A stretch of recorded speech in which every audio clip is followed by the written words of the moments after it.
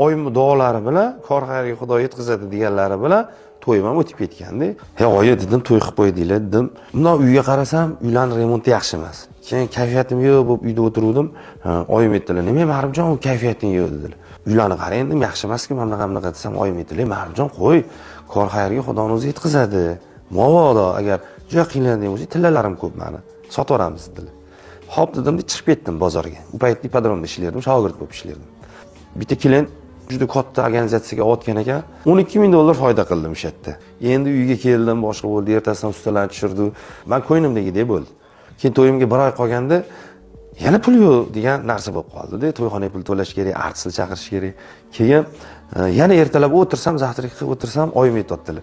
"Nima Ma'rifjon, yana xafasan" desalar, oyi, to'yxonaga pul yo'q, artistlarga pul yo'q" qilsam, men o'zim duo qilaman, kor xayriga Xudo yetkazadi, qo'yaver" dedilar. Xo'p dedim, chiqib ketsam, yana o'sha $12,000 foyda qilganim bor edi-yu. O'sha klient yana kelib turibdi-da o'sha kunida.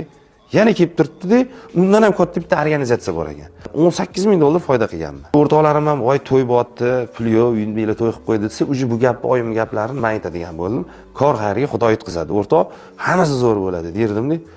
Aytganimdek beykam ko'z to'ylar o'tib ketardi.